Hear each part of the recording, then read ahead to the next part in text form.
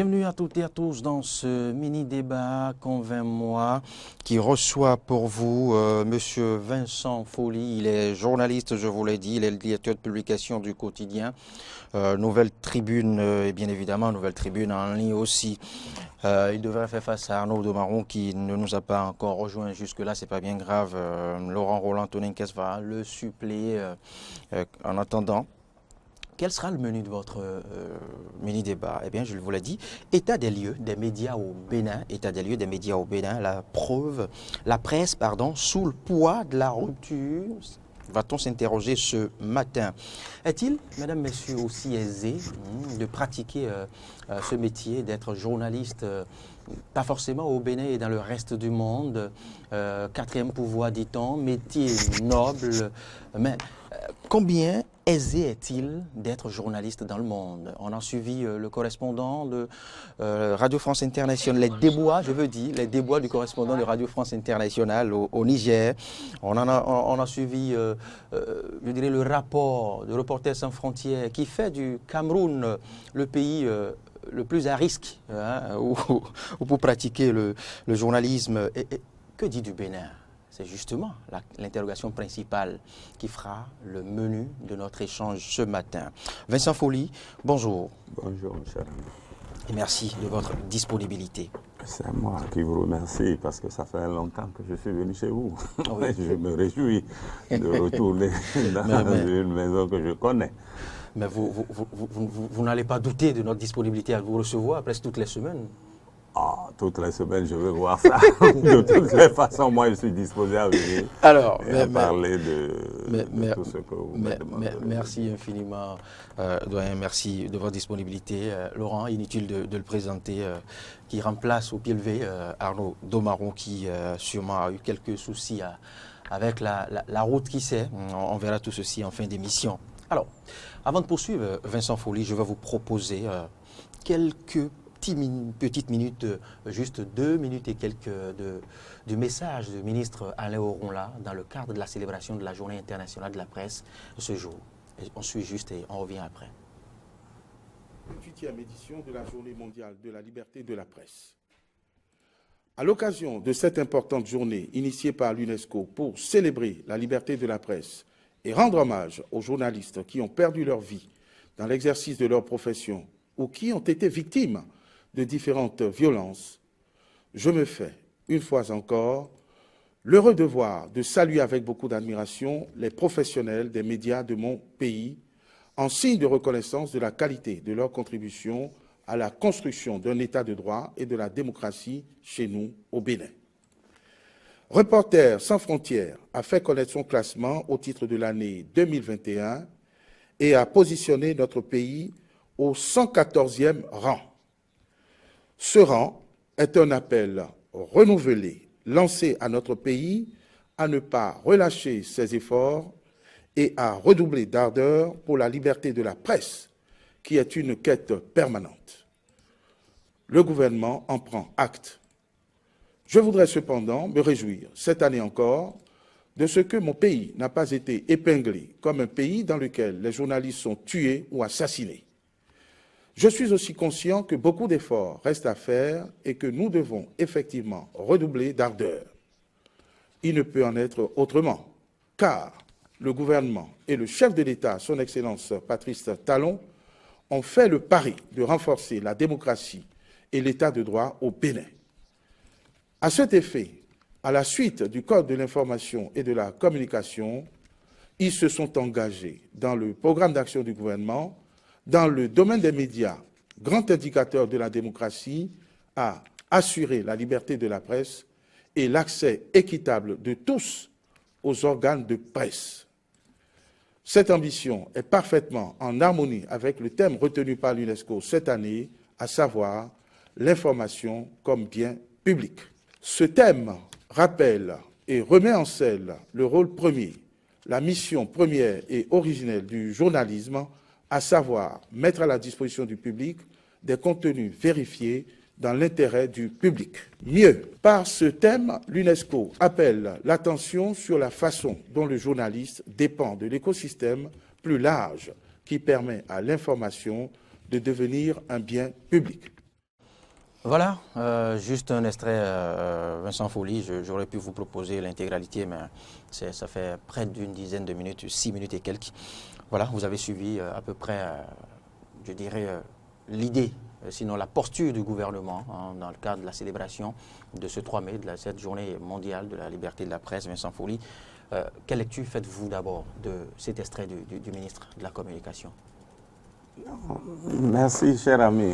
Je constate simplement que le gouvernement célèbre la journée mondiale de la liberté de presse. C'est une bonne chose. Et il aurait pu se taire ou ne rien dire. Et bon, je crois que c'est le seul point positif que je peux trouver dans sa déclaration. Mais je voudrais simplement rappeler que la liberté de presse et le classement de Reporters sans frontières n'est pas un classement pour dire quel est le pays qui a les meilleurs journalistes, qui a les meilleurs médias. C'est un classement pour montrer quels sont les pays qui offrent le meilleur environnement pour la liberté de presse. C'est-à-dire, lorsque nous sommes 114e sur 180, ce n'est pas un rang honorable. C'est parce que ça montre l'accord, c'est-à-dire l'environnement que nous créons pour les journalistes. Et nous sommes 114e, le 114e pays sur 180. Et je crois que ce n'est pas très honorable. Le ministre a dit qu'il prend acte, que le gouvernement prend acte du rang du classement de Reporters sans frontières. Mais prendre acte, c'est quoi? C'est offrir le meilleur environnement pour la célébration, pour la liberté de presse, pour le travail des journalistes. Il fut un temps où le Bénin était classé parmi les meilleurs pays d'Afrique. Premier même. Le premier en Afrique. Et c'était sous le président Mathieu Kérékou, un militaire. Aujourd'hui, de la 25e place où nous étions, nous sommes maintenant 114e. Donc, je fais remarquer au ministre et à son gouvernement... Ça dit que nous désapprenons? C'est aussi clair que ça. Est-ce que nous désapprenons ou bien c'est les conditions? Ce n'est pas nous, c'est les conditions offertes pour l'exercice du journaliste dans le pays qui ne sont plus bonnes depuis 2016 notamment et depuis un certain temps notamment. Seulement depuis 2016? Depuis 2016, bien avant, oui. De 2006 à 2016, il n'y avait pas eu de tel cas. Pardon? De 2006 à 2016. Non, de 2006 à 2016, il y avait des entraves à la liberté de presse parce qu'il est question des entraves et des facilités offertes aux journalistes. De 2006 à 2016, qui correspond au mandat du président Yaye, nous étions là à dénoncer les entraves qui étaient sur notre chemin de l'exercice du métier. Et à l'époque, vous savez, Nouvelle Tribune a été considéré comme un journal de l'opposition, mais nous n'avons jamais été de l'opposition. Les mêmes journaux qui sont autour du pouvoir aujourd'hui étaient déjà autour du pouvoir de Boni Yaye. Et nous nous sommes ostracisés. Je vous dis tout simplement, le ministre ne doit pas simplement prendre acte. Et il doit faire en sorte que l'environnement du journaliste s'améliore pour qu'il puisse exercer son métier de manière libre. Le thème de cette journée, d'ailleurs, fixé par l'UNESCO, c'est que l'information est un bien public. On va y venir, Vincent. C'est un bien public. Vincent Folly, on va y venir tout à l'heure pour avoir votre avis, votre lecture, votre posture de ce thème, bien évidemment, même si Laurent en a dit... des vertes et des pas mûres tout à l'heure. Ah oui, je ne l'ai pas entendu. Vincent Folly, dites-moi, quel état des lieux peut-on faire aujourd'hui de la presse béninoise? Je suis l'exemple vivant de ce que la presse béninoise est devenue. Je vais parler de moi en quelques minutes. J'ai été suspendu le 23 mai 2018. Pour des faits qui vous sont reprochés? des faits qui me sont reprochés. Mais les faits, la loi prévoit, lorsque vous êtes accusé de diffamation, comme c'était le cas, dit-on, par rapport au chef de l'État, ben, on porte plainte et c'est le tribunal qui juge. Et la sanction du juge, c'est 3 mois. 3 mois au plus de suspension, pas plus. Moi, j'ai été suspendu à titre provisoire, à titre conservatoire. On n'a pas fixé la date, on n'a pas fixé la durée. Et ça a duré 2 mois avant que la HAC ne m'écoute. Et lorsque la HAC m'a écouté, on m'a sanctionné, tenez-vous bien, jusqu'à nouvel ordre. C'est une sanction qui n'existe nulle part dans nos textes. Nulle part. Est-ce que vous n'avez pas à vous en prendre à vos collègues, anciens collègues journalistes, peut-être qui sont devenus conseillers à la RAC, ou bien des Je ne m'en prends à personne. Je fais le constat seulement que c'est une sanction qui n'existe pas dans la loi. Puisque c'est un gouvernement qui dit qu'il veut faire respecter la loi. Et à chaque moment, lorsqu'il s'adresse aux politiciens, il dit « Ah, nous, on veut qu'un État où la loi est respectée. Mais quelle est la loi qui dit qu'un journal doit être sanctionné pour... Oui, mais parlant... Mais Vincent, comment on se sent quand on a été tout le temps traité d'opposant sous l'Ancien Régime et qu'on vous a toujours attribué à tort d'avoir travaillé pour un certain camp qui, malheureusement ou heureusement, vient au pouvoir, mais qui vous applique une telle sanction? Comment est-ce qu'on se sent? Je n'ai pas de sentiment particulier. Je sais que j'exerce mon métier et que les gens découvriront que, en fait, nous n'étions pas de l'opposition par rapport à nous. Nous faisions simplement notre travail.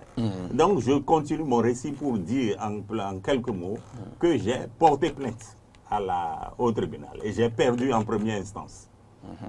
En première instance, en moins de 3 mois, on a donné la sanction.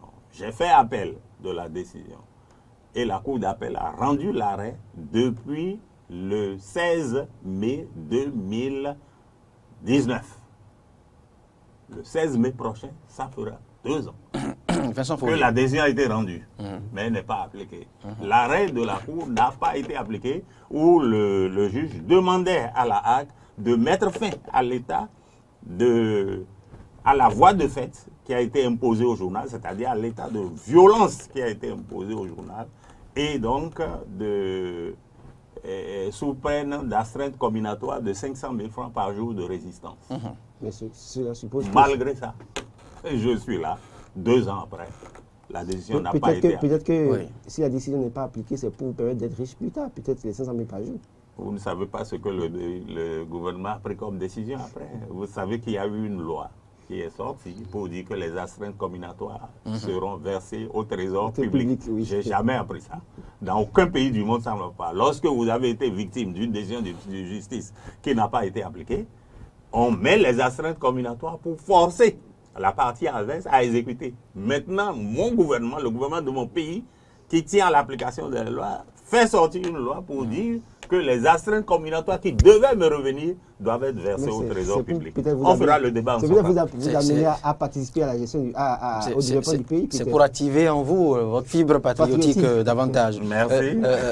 Vincent Folly, donc l'état de la presse, ça se voit à travers le sort réservé. Oui, mais doit-on résumer... Ce n'est pas que vous, il y a d'autres presses qui continuent. Voilà, doit-on résumer toute la presse béninoise à la Nouvelle Tribune? Je ne le pense pas. Vous ne le pensez pas. Nouvelle Tribune, oui, mais Nouvelle Tribune n'incarne pas toute la presse béninoise. Non, mais c'est la manière dont la Nouvelle Tribune est traitée symbolise le constat fait, c'est-à-dire que c'est le reflet de la situation. Avez-vous l'impression que la presse au Bénin n'est pas libre? Vous voulez me provoquer? Si elle est libre, Nouvelle Tribune devrait être en liberté. Et pourquoi elle ne l'est pas? Toutes nos associations qui s'occupent de la presse sont restées muettes sur mon cas. Le dernier, c'est les promoteurs qui m'ont demandé de venir exposer ma situation. J'ai exposé, mais on leur a dit, écoutez, ne vous occupez pas de cette affaire. Nouvelle Tribune va rester interdite pendant le temps qu'on voudra. Mais on verra. Le débat va se faire si nous sommes dans un état de droit qu'on affirme par ailleurs sur d'autres sujets. ben, on fera le Mais débat. il y a d'autres journaux qui écrivent contre le gouvernement, par moment, pas pour autant. Et pourtant Donc, paraissent. je peux citer pêle-mêle La Dépêche, Matin Libre, mais qui ne sont pas pour autant. C'est vrai qu'à un moment donné, ils ont semblé être inquiétés, mais qui continuent d'émettre. Oui, c'est la caution. Et il faut au moins permettre à certains de continuer à dire, pour dire, ah voilà, nous sommes favorables à la liberté Ces de quotidiens presse. cités par Laurent sont très acerbes, sont même parfois ils ont une critique corrosive. C'est vous dire que ces quotidiens paraissent encore jusque-là. Mais Alors qu'est-ce qui explique le Est-ce que fait le que problème de Nouvelle Tribune n'est peut-être pas ailleurs? n'y a-t-il pas anguille sous roche Quelle roche, quelle envie. Avez-vous peut-être par hasard avant un pacte de non-agression avec ces autorités? Moi, je n'ai signé aucun pacte. Et qu'on me le prouve que j'ai signé le pacte avec qui? Ou plutôt, au contraire, ils savent ce que je suis. Non, je parlerai Ceux qui même sont pas. au pouvoir aujourd'hui savent comment je les ai aidés à être dans leur posture aujourd'hui. Et ils ne Justement. comprennent pas que moi, de ma position Donc, de... vous reconnaissez les avoir aidés d'une manière Justement, ou et d'une c'est autre. ça, de Non, ça je j'en n'ai parlais. aidé personne. Je faisais mon travail. Travail à Ils m'ont l'est. trouvé sur leur chemin. Et ils ont trouvé que je travaillais les aurait correctement. profité, ça. Mais ils ont profité de ma liberté de temps. Vous Et n'aviez, puis vous n'y aujourd'hui- avez- vous n'y avez rien gagné. Ah ben, je ne sais pas. Si j'ai gagné quelque chose, c'est quand même la fin de mon aventure. Un journal qui existe depuis 2001, nous sommes dans la 20e année, et c'est au bout de la 17e année qu'on me sanctionne, vous voyez. Et encore une sanction qui n'existe nulle part dans nos textes. Parlons de la liberté de non, presse. même l'aîné peut se tromper. Même l'aîné peut se tromper. Et ça ne voudra pas dire que vous cessez d'être journaliste. Ce n'est qu'une suspension. Et il peut arriver que Nouvelle Tribune reprenne ses activités en un certain moment. Qui sait? La nature, c'est le changement. Et je ne crois pas que c'est la mort de mon journal, puisque mon journal existe par ailleurs en ligne, vous le savez bien. Oui. Bon, Est-ce si on n'avait pas... que vous vous êtes conformé aux dispositions de la RAC qui stipule que vous devez aller verser une caution au Trésor? Autrement, dans les prochains jours, ils vont fermer ces médias en ligne. Bon, je serai là. Mais Et maintenant, on verra. parlons maintenant de la presse. La Nouvelle Tribune, oui, maintenant parlons de la presse béninoise. Mais la presse béninoise, le ministre s'est réjoui de ce que le pays n'a pas été épinglé pour avoir tué ou assassiné des journalistes. C'est vrai. Mais l'assassinat n'est pas que physique. L'assassinat est aussi immatériel. Lorsque vous n'avez pas les moyens d'exercer et que d'autres ont les moyens et que ils peuvent vous priver de ces moyens, lorsque vous êtes dans cette situation, vous n'êtes pas totalement libre. Savez-vous que la loi sur l'aide de l'État à la presse, il y a une loi qui a été votée depuis les années les années Kérékoum, puisque le président Soglo n'a pas pu mettre en application cette volonté du constituant primaire de faire en sorte que la presse puisse être aidée. C'est sous le président Kérékoum que la presse... Et pendant les 10 ans, l'aide a été accordée. Vaille que vaille. Sous le président Yahi aussi, je crois que... Mais aujourd'hui, pendant les 5 ans, ce gouvernement dirige le pays. Les 350 millions n'ont jamais été versés. Sauf si c'est hier que ça a été fait. Donc, regardez, le constituant primaire a estimé qu'il faut aider la presse. Parce que c'est un domaine qui n'est pas automatiquement rentable. Et il faut l'aider pour accompagner la démocratie. Et le gouvernement qui doit le faire met le coude sur la loi. Est-ce que selon vous... Et vous voyez de quels moyens? Donc c'est lui qui distribue les moyens. Et donc vous voyez comment la presse peut être orientée lorsque les moyens viennent de celui qui détient le pouvoir. Vous voyez la presse. Et il y a un de mes amis juges qui avait dit à l'époque que toute la presse était caractérisée par des titres siamois. Est-ce que vous pouvez démentir cela? Est-ce que vous ne pensez pas qu'aujourd'hui, c'est vrai que l'aide à la presse n'est pas probablement remplacée par les contrats? Parce que Pourquoi ça doit être remplacé par des contrats? C'est-à-dire que le gouvernement a donné des contrats à des médias Oui. et de ce point de vue, il n'estime plus utile de donner d'accorder une aide à la Mais presse. c'est illégal. Ce que la loi dit, c'est d'apporter une aide. Et l'aide est impersonnelle. Et elle est distribuée. Bon, le partage de l'aide peut poser problème. Moi, j'ai souvent dénoncé la manière dont cette aide était distribuée. Ça, c'est moi. C'est un débat qu'on a fait en son temps.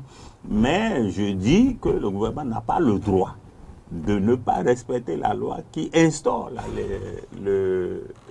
cette aide de l'État. Pendant les 5 ans, elle n'a attribué rien. Et sans explication. Et les associations professionnelles ont la langue dehors.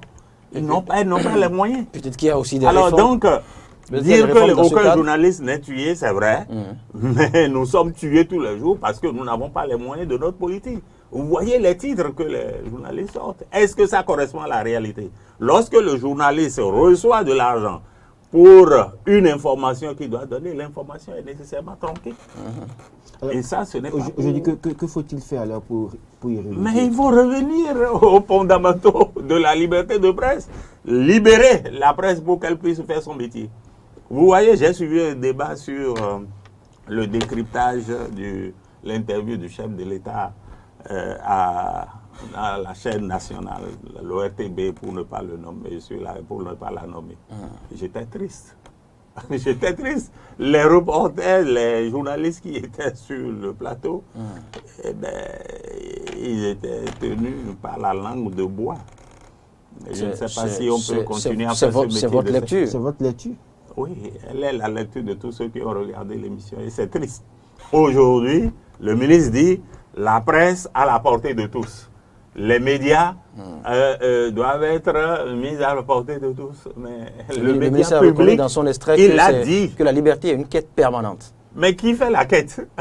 Mais c'est nous. Mais lui, il doit nous offrir les conditions de l'exercice de notre métier. Il n'est pas en quête avec nous. Vincent Folly, C'est une quête pour nous. C'est nous recherchons la liberté. Mais le ministre qui dirige, qui est membre d'un gouvernement, ne parlera pas de quête.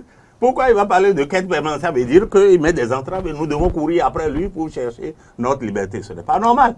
Il donne les facilités et nous faisons notre métier. Alors, Vincent Folly, pensez-vous qu'aujourd'hui, l'information est un bien public? C'est le thème de l'UNESCO cette année. Est-ce que l'information aujourd'hui, fondamentalement, est un bien public au Bénin? Mais non, il ne l'est pas. L'information n'est pas un bien public au Bénin. Et le constat est clair. Regardez les dernières élections. Si le métier était fait normalement, nous avions toutes les conditions pour exercer ce métier. Tout le débat sur les bourrages d'urnes, comment on peut dire, les fraudes qu'on a constatées, ce ne serait pas fait sur les réseaux sociaux. Ce serait avec des constats de journalistes sur le terrain. En 2000, lorsque le président Wade partait du Sénégal, mais les élections se sont déroulées avec le concours de la presse sénégalaise, qui a envoyé des représentants dans tous les bureaux de vote et qui donnaient les résultats en temps réel. Et c'est ça qui a permis la victoire de Wade à cette époque. Si nous avions eu les moyens de faire, nous aurions fait un travail similaire au travail des OSC, qui n'ont pas réussi à déployer dans tous les bureaux de vote. Mais tous les médias ont couvert ces élections. On a couvert comment? Est-ce qu'on a pu aller à Savère? Est-ce qu'on a pu aller à Banté? Est-ce qu'on a pu aller à Tchaourou pour voir ce qui s'est passé? C'est les médias qui devaient se donner les moyens d'aller sur ce terrain, bien évidemment. Les moyens, vous avez dit. Combien de moyens? Combien de médias?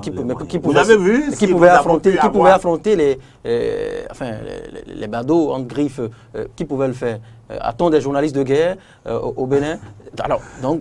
C'est pas pour disculper. C'est assez de risques. Oui, c'est assez de risques. C'est pas pour disculper les confrères. Quels sont les journalistes qui ont révélé ce qui se passait à Tchaourou? Mais les quelques confrères qui étaient sur place. La presse étrangère, s'il vous plaît.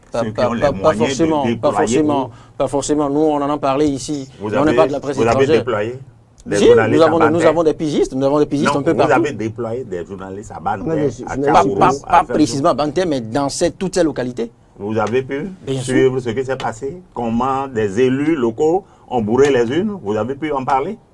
L'information, c'est un bien public. Est-ce que ce bien a été livré au public? Ben non. La preuve, on nous a sorti le chiffre de 50%. Je ne sais pas d'où c'est sorti. Pas Or, les OSC qui ont c'est toujours... pas un chiffre sorti, c'est la Sénat et la Cour qui ont parlé. La Sénat. Vous parlez de la Sénat. Ce sont les instances qui peuvent en parler.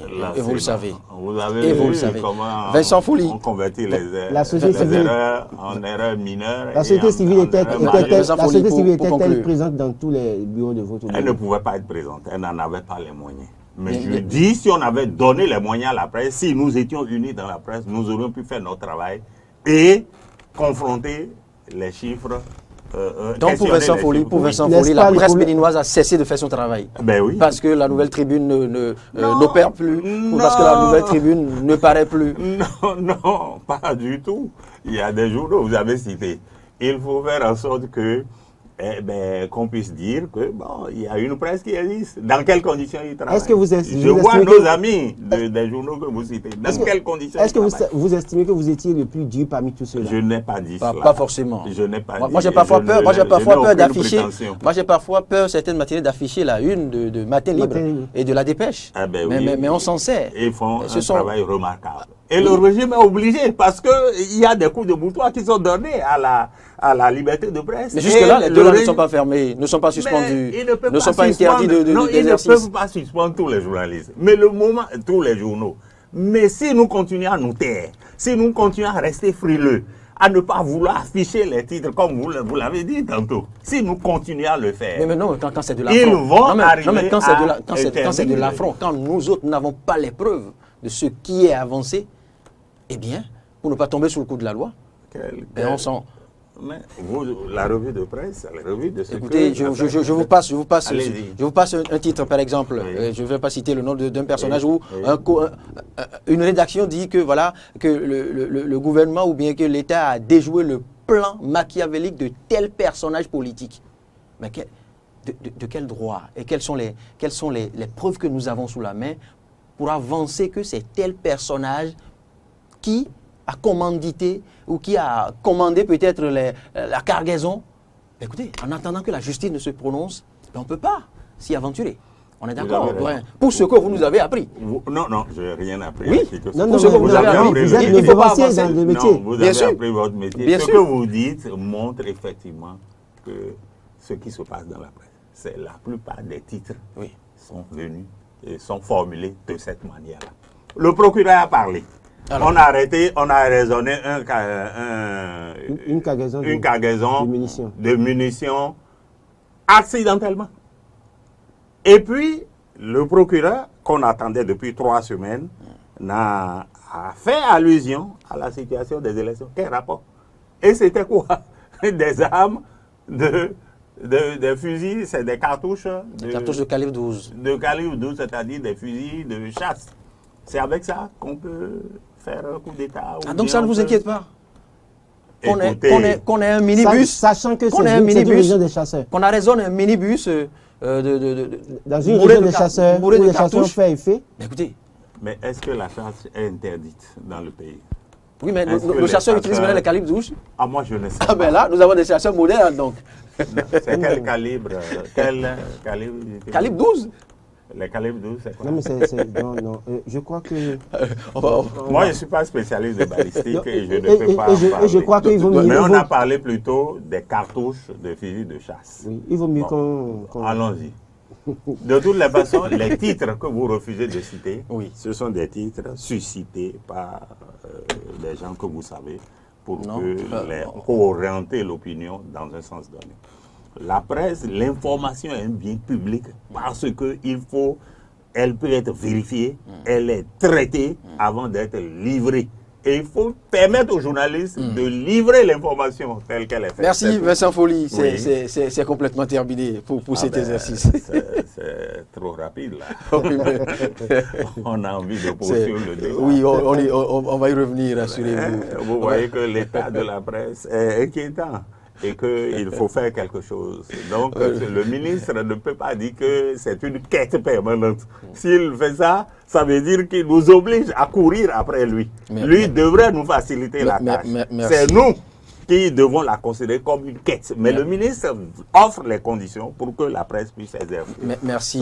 Et vivement, je dirais peut-être la clémence de la plus haute instance ou bien le respect des tests de la République pour que bientôt l'on puisse partager tous les matins comme les autres la nouvelle tribune avec vos analyses pointues et vos titres corrosifs.